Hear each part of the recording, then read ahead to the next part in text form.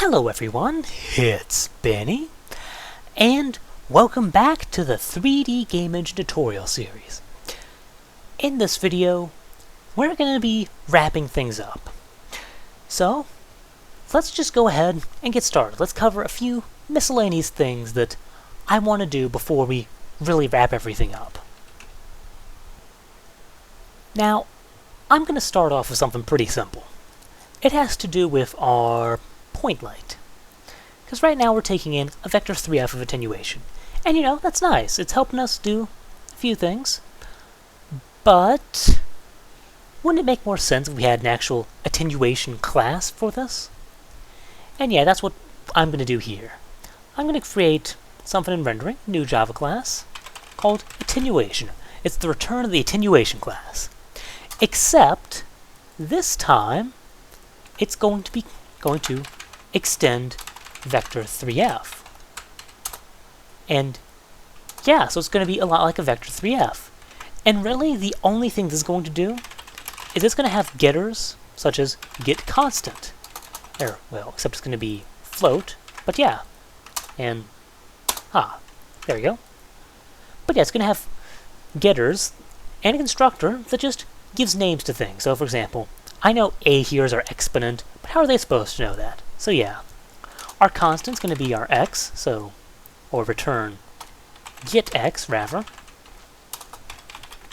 I'm going to have float, going to call it get linear, the get linear factor. That's going to return get y. And finally, public float get exponent, which is going to return get z. And there, and I'm going to do the same sort of naming thing in our constructor. There's going to be a constant term, a linear term, and an exponent term. And I'm going to call super with constant, linear, and exponent. There. So this sort of gives us the best of both worlds. We both have named variables here, so that we know what on earth's going on. And we also have the bonus of, well, actually being able to use vector functions, like max, to get the maximum component for some reason. So yeah. I'm just going to change point light to use that, so I'm going to have an attenuation class for that. And go ahead, import. And I'm going to use the named functions here, such as get exponent, get linear, and get constant. And another nice thing about this is we can kind of get rid of the set linear, set exponent stuff here. We can just say public attenuation get attenuation. And that'll just return attenuation. And this isn't perfect, it's... except attenuation is going to need to be stored as an attenuation first off, and there. Let's just build and let's see what errors we created, because we're going to have created a couple errors, particularly in shader. Oh, and in Spotlight, apparently. Because, well, yeah, we need to take that in. Probably also have something in test game. Let's just build again. So, well, okay. Need to import that. Now let's build again. And there. So, here I just need to change that to get attenuation.getConstant. There, that's the error I was thinking of. And now there's probably something in test game, but other than that, we should be okay to go. Yeah. So here we're saying new vector 3f for attenuation. Let's just change that to the attenuation class itself. And that's all it should take to fix the attenuation thing.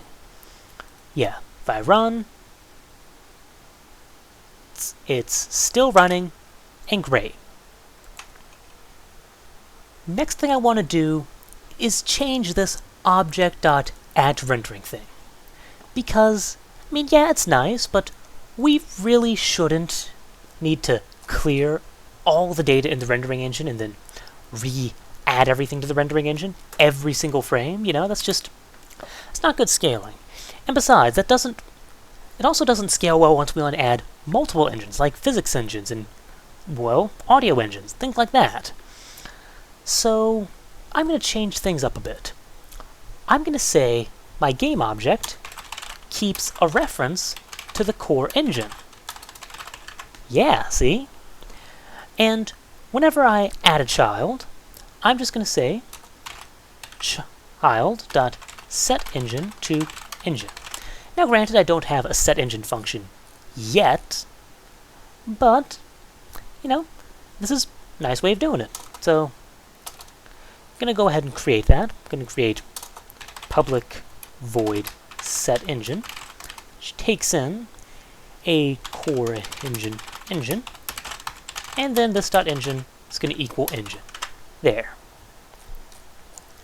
Of course, this isn't doing much yet because, well, we just have the same sort of null reference here. So let's fix that. In game, wherever game is, yeah. When I call, not init, but actually in core engine, where I'm adding the game, I would say game.setEngine to this. So there. And I'll just have a function in here called, it's going to be pretty much what GameObject is. It's going to be setEngine, except it's going to say root.setEngine to the engine. There. So now, when the game is created, it's having the engine set so that once all the components are added, they'll all be set to valid engines, and so forth and so on. And yeah, we're going to need to actually, well, we're going to need to remove... Oh wait, I haven't done that yet. Well, excuse me, one moment. So the actual substitute for this add to rendering engine function is going to work something like this. I'm going to start off with my engine equal to null. So it's just not going to do anything. And here's what I'm going to do. When I set the rendering engine, I'm first going to do a check. I'm going to check if this .engine is already equal to this .engine, or more specifically, I'm going to check if it's not equal to this .engine. And I'm only going to set it if it's not equal. And you might be wondering, why on earth are you doing that? And here's why.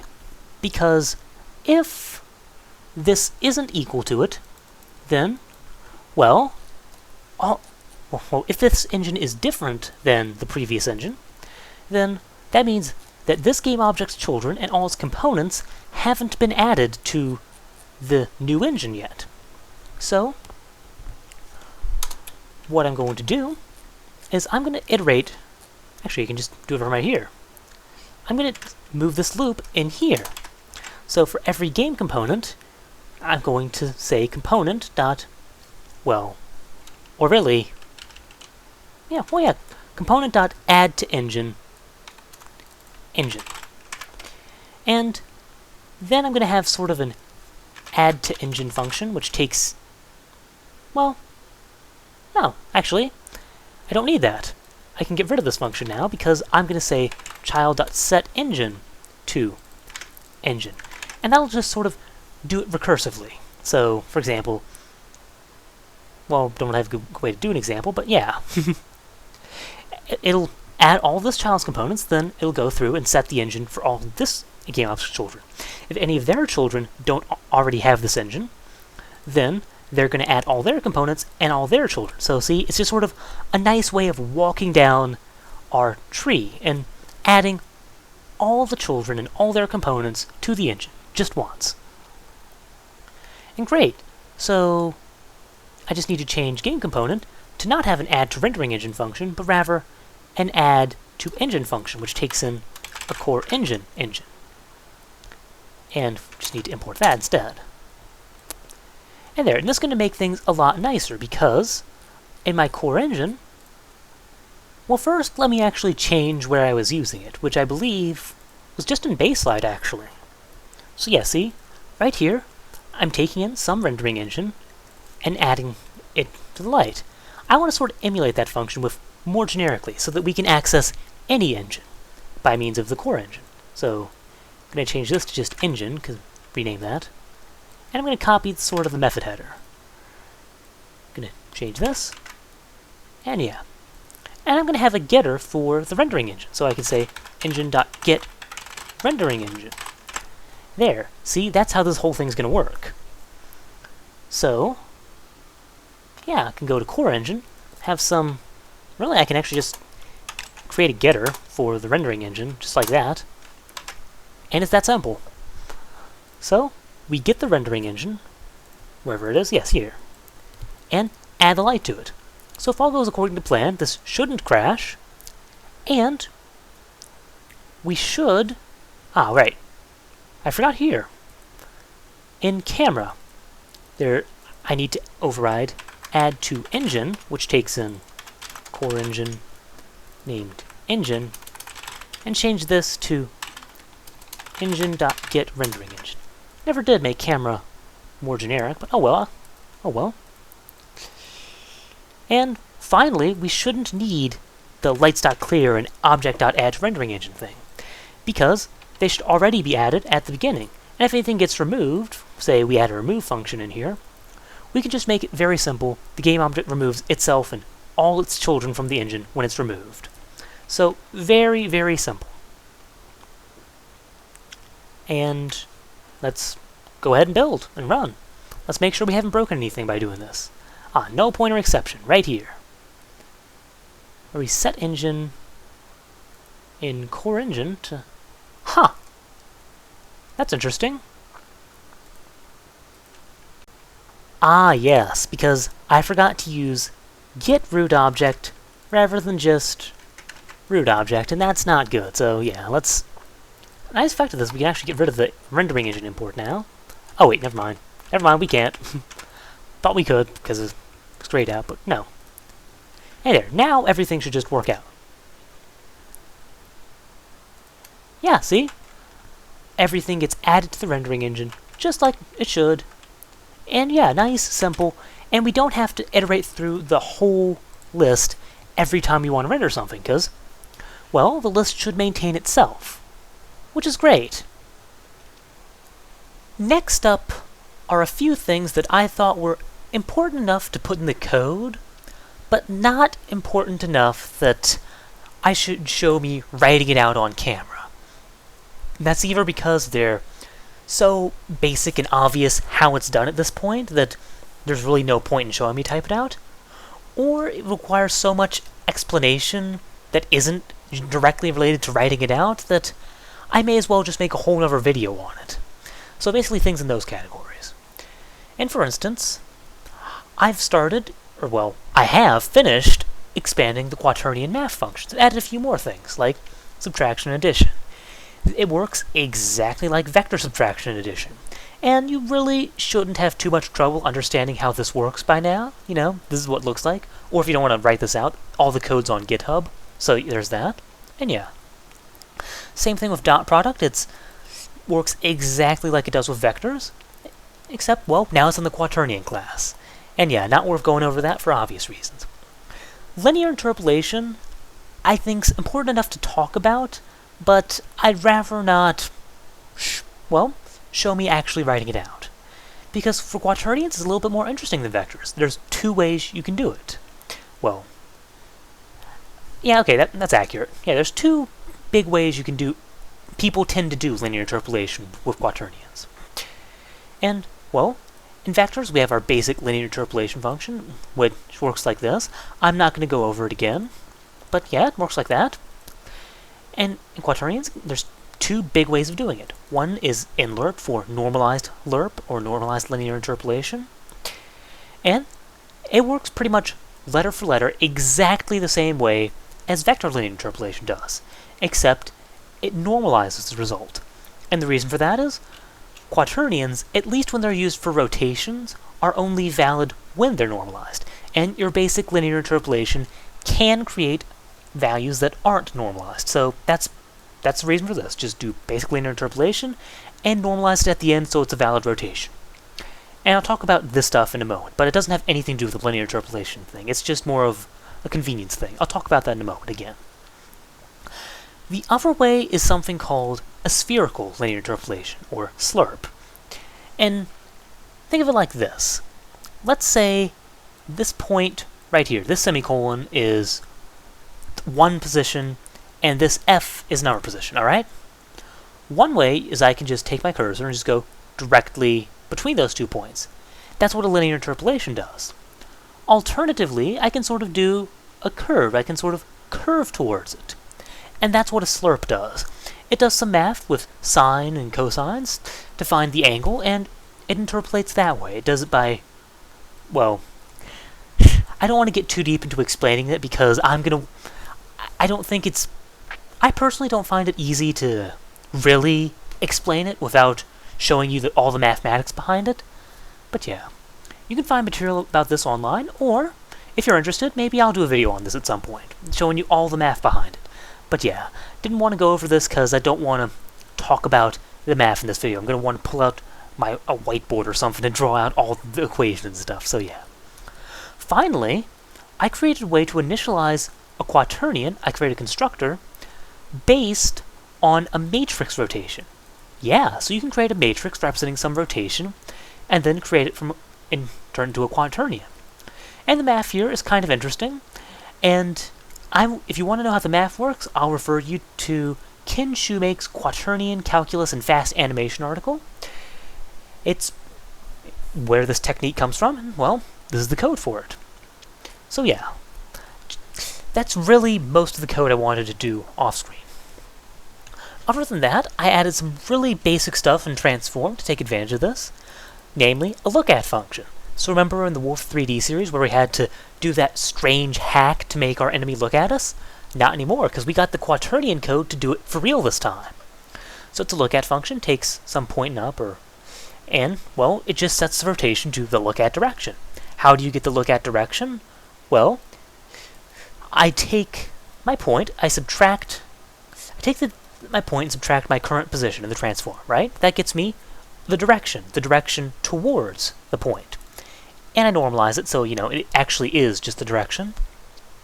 And then I take this, I create a matrix rotation from the forward direction and the up vector passed in, and then I initialize a quaternion with that.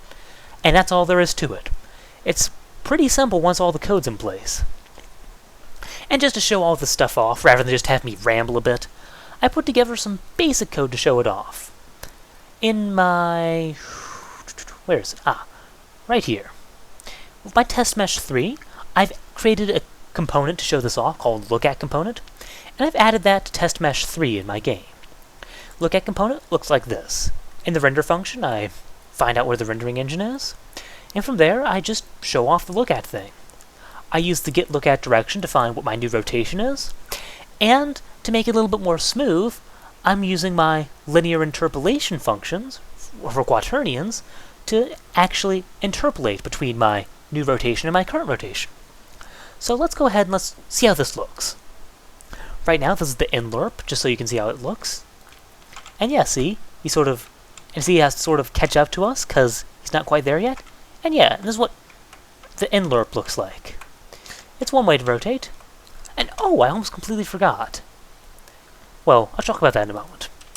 But yeah, that's what inlerp looks like. This is what slurp looks like, slurp, just for comparison. Yeah.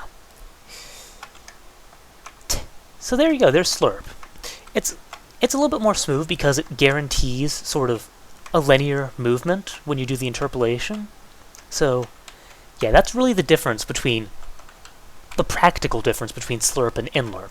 Slurp gives you a guaranteed linear movement. Inlerp does not.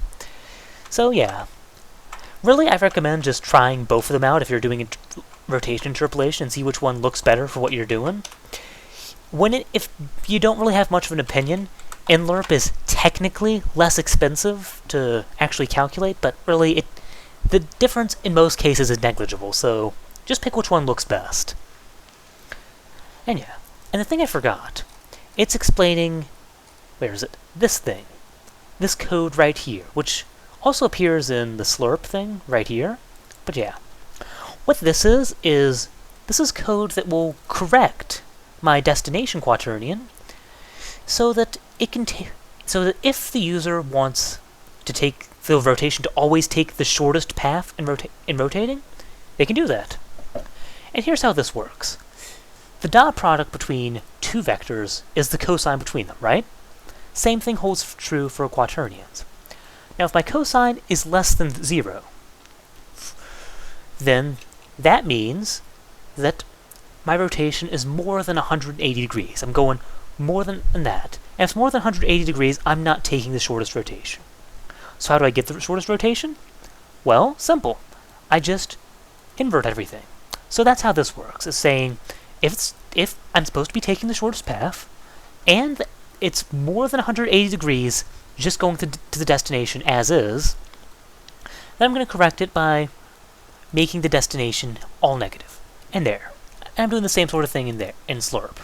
So yeah, that's really all the stuff I did. All this code again is on GitHub if you want to. I thought this stuff was interesting, just not interesting enough to actually show me writing it all out. One more thing I want to point out. If you're making a look at component that always looks at the camera, like I have, make sure you're getting the point by the transformed position and not just the position, or you'll get some strange behaviors. So just thought I'd point that out. Last thing I want to do. In our camera class, we've got sort of two things it's doing. One, it's of course being a camera, letting us look in the world from someplace. But it's also sort of playing the role of as a mouse look controller thing, where we can move about and rotate around with the mouse. And I want to sort of split that up. So I'm going to create a new component. I'm going to call it FreeLook. And this is basically going to be, well, the code I have in my camera right now for FreeLook stuff. So it's going to extend game component, and it's just going to be all the code down here. From my mouse locked stuff, to the input function, to the move stuff. And there. It greatly simplifies the camera class, makes it more general, and now we can free look on things other than just cameras. So it's all beneficial.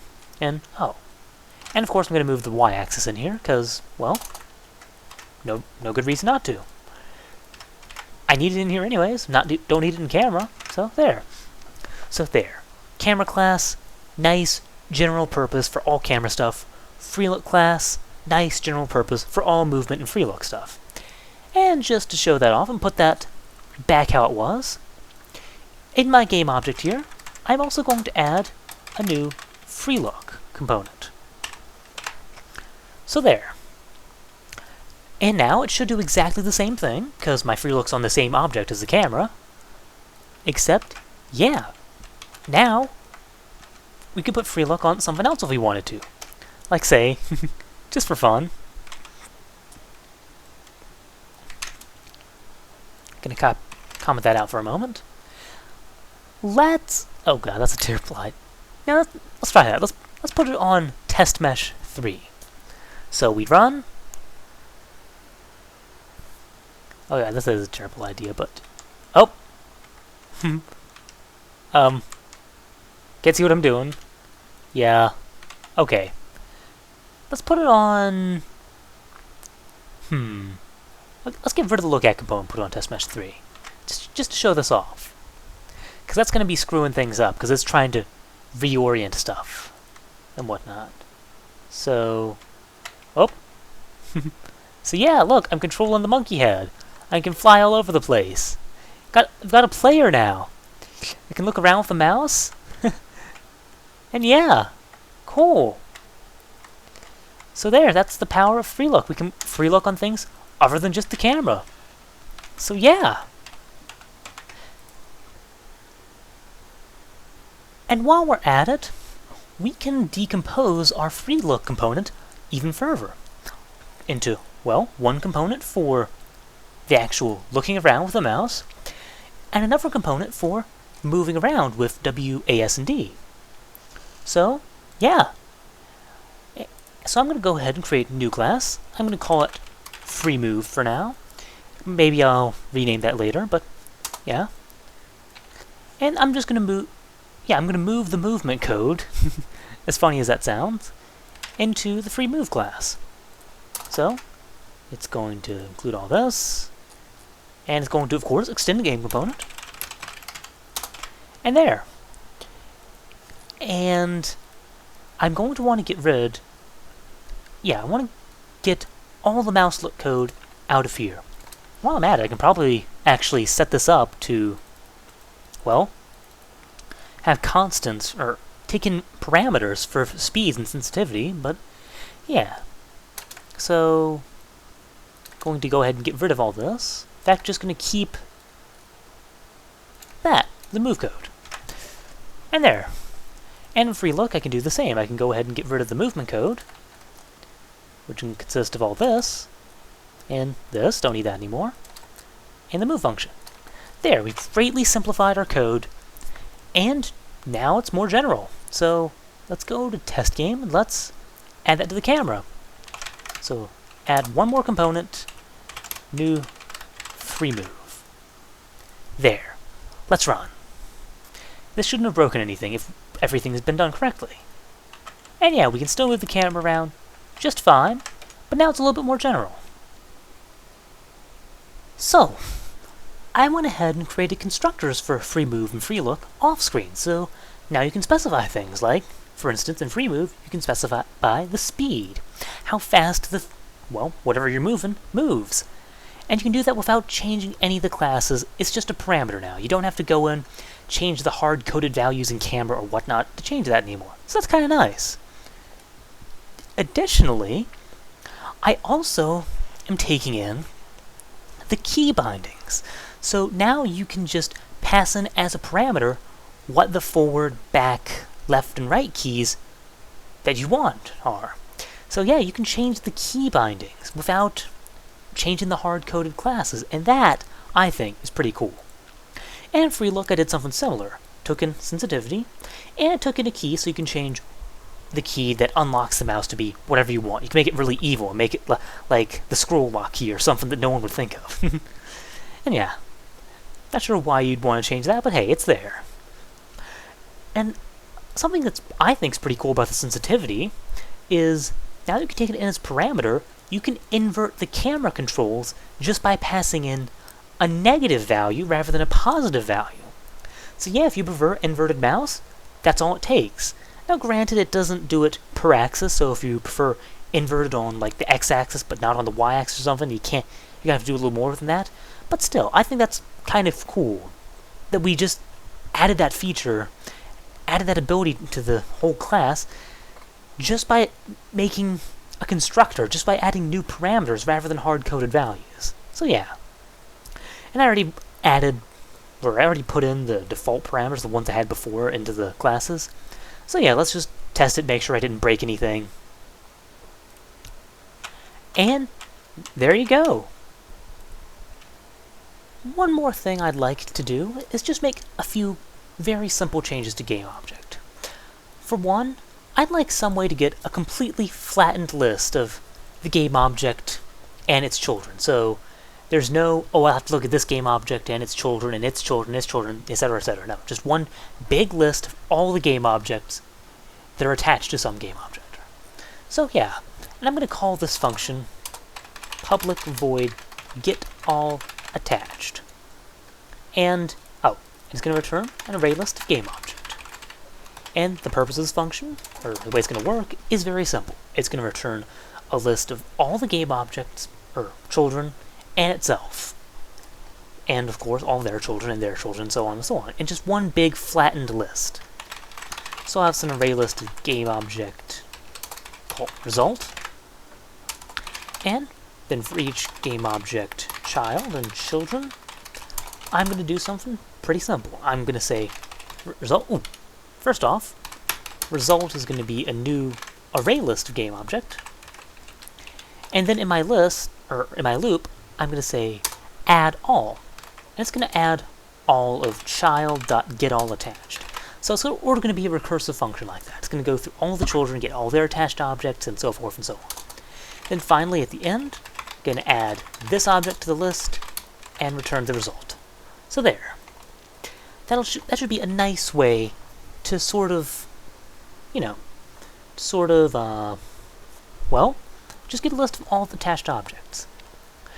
And while I'm at it, I'm going to change my function names here from input, update, and render to input all, to update all, and render all, because they're inputting and updating and rendering, all objects recursively. And I'm also going to create very, well, I don't know if I want to say basic, but, functions that do just render and update this object. So void input and update and render. There. And they're pretty much going to have everything that's in these functions, the input, update, and render functions, except for the part where we go through and update all the children. So, yeah. They're going to take in the same parameters as well, so I'm going to copy the parameters. And yeah, this is really all I want to do in my GameObject class. So this way, you can input, update, and render individual game objects, and that can let you do some pretty cool stuff. I'm of course not going to be taking advantage of it here, but you can do some really interesting stuff when you can get a flattened list of all objects attached to a certain object and input, update, and render them individually. You can play with render order and get some fancy effects like BSP trees or proper transparency order and all sorts of things. So yeah. Oh, and I almost completely forgot. In the input all functions and and the update all functions, make sure you're calling the individual function, the one that updates just this with the parameters, because otherwise we're going to break things. And yeah, that's really all I want to do. Whoops, rendering engine there. And just to be 100% sure I didn't break anything, let's run. And fantastic! There we go. And with that covers just about everything I wanted to cover in this video. So, let's talk for a moment. If you've made it this far, then you deserve a ridiculous amount of congratulations, because hey, this is 60 videos, and they're long 60 videos at that. There's more than 15 hours of content in this series, so yeah, you've done a lot of coding, you've done a lot of listening to my voice, so yeah, congratulations. Seriously, if you've made it this far. I cannot congratulate you enough. So, now that we're at the end, we can talk about something, though. Because, well, you may be wondering, this is the end, but it doesn't really feel like an end. It feels like there's a lot more to do. Like, for example, even in your intro video, you showed off normal mapping and some lighting effects, and we haven't done that in this series. We haven't done shadow, we haven't done an animation, we haven't done all these millions of other things in the 3D game engine series. So what's up with that? You haven't even done physics. Come on. How can you really say the series is over at this point? And in a way, I'm not. But let me mention something. Let me bring up something. When I started this series, I really had 3 big goals. The first thing I wanted to accomplish was just put something out there that shows people how to make 3D games. There's a lot of material about how to make 3D game engines, but they're all sort of targeted at people who already have experience. And, you're not going to... Okay, in fairness, you're not going to target a 3D game engine series towards someone who's never programmed in their life, but, people who aren't experts in the game industry, people who haven't spent 5 years in there doing game stuff. I wanted to put out something for those types of people. People who were interested in it, had the programming experience necessary, but just weren't sure how to make a 3D game engine. I wanted to put out material for that. And I think it's safe to say I've accomplished that. Second thing I wanted to accomplish in this series. In that intermediate material, all the material that's out there for people who've been in the industry for years and know all about how game engines work, they'll have a lot of good material on individual stuff. They'll have good material on, say, how do scene graphs work, how do component-based architectures work. But they don't talk about how you can incorporate all of them in one big, unified engine. They don't talk to you about how you can make them all play nice together. And I think that's another big issue. I want to show people how you can take all these concepts here, like component-based architectures, scene graphs, all that stuff, and show you how you can make it all play nice together in a 3D game engine. Things that don't fight each other for things that aren't mutually exclusive, just a nice architecture for that. And finally, this sort of ties into the second point, I wanted scalability. And here's sort of why. I always like to pick on the Quake engine here, not because it's a bad engine, but because it was designed really with performance in mind, out of necessity. Things didn't have the performance to do really generic 3D effects back then, and they made their trade-offs to make a really high-performance engine that could do what they wanted to.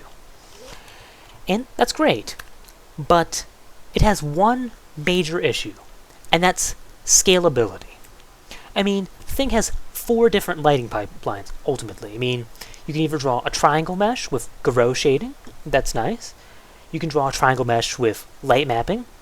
You can draw a BSP mesh with light mapping, or you can draw a BSP mesh with Garot shading.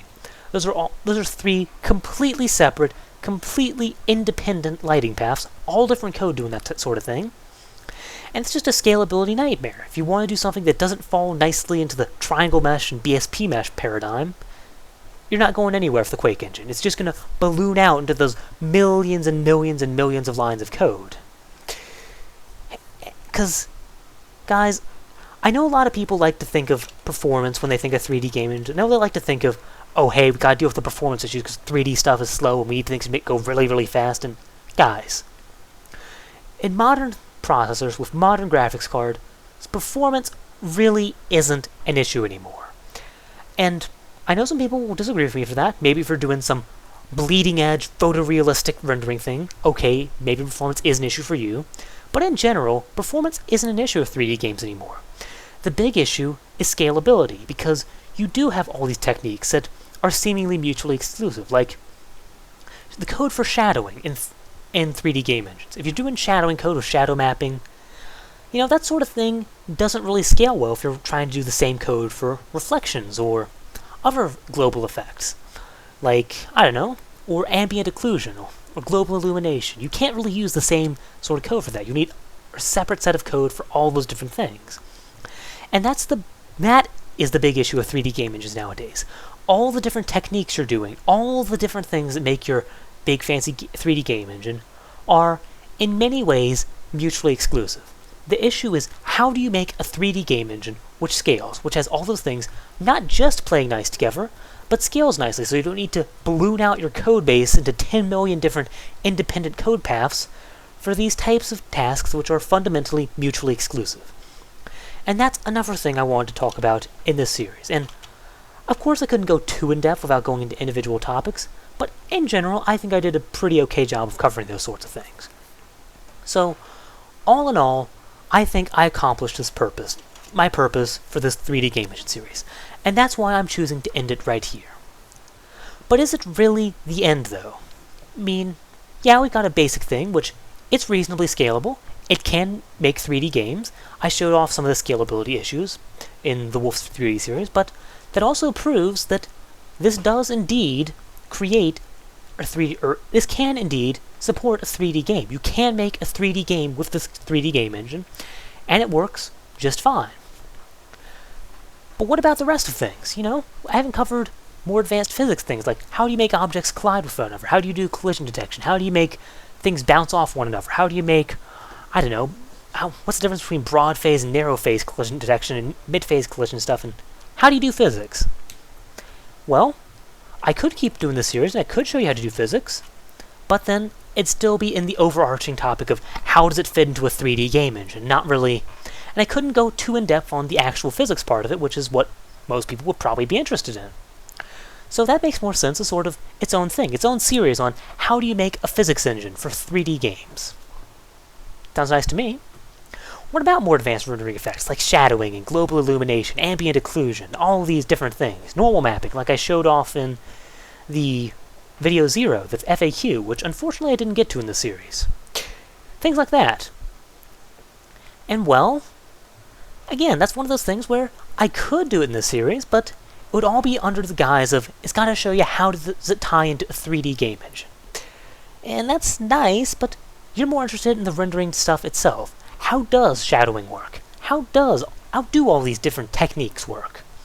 And that would make more sense as its own individual series. How do you do advanced rendering techniques in a 3D game engine? Sounds like series to me. And then, like I said, there are those rare cases where performance is an issue, where you really do need to make things run as fast as possible. So how can you do advanced acceleration structures in 3D games? How can you make things like bounding volume hierarchies, or things like BSP trees, or things like potentially visible sets, or frustum culling, occlusion culling, and all those different things that really just put the pedal to the metal and make your game run as fast as it possibly can. And that's another thing. I could talk about that in the series, but they really sort of fall into their own thing. Optimization structures for 3D games. That sounds like another series to me. Seeing the pattern here? So that's really what's going to happen now. I'm going to do some more series on the 3D game engine, but they're going to be specialized. They're going to be focused on individual things like physics engines or rendering engine and stuff, or on audio engine stuff, or optimization structures. All those independent things, so that I can actually focus on how does the actual technology behind it, how do they work, and not just how does it work, but it's actually focused on how do 3D game engines work, That sort of thing. And that's one way you could go from here. You could go off and start going into the individual parts of the 3D game engine that you want to take, that would make sense for what you're doing. Or you could just go off and start making a 3D game. We've proven it's possible with this. I've shown it off in the Wolf 3D series. You can indeed make a 3D game with this, and it doesn't require too much extra effort. So, yeah, you can make a 3D game with this, and you can just go off in your own direction.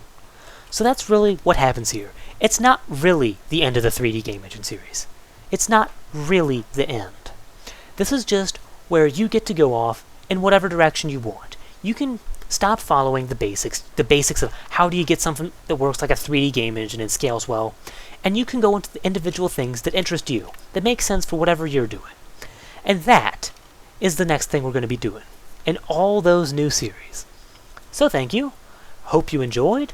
Hope you learned. And I'll see you next time, either in those series, or when you want to show me your new and awesome 3D game that you made with this. Because, hey, I'd love to see what sort of things you guys come up with. Thank you. See you then.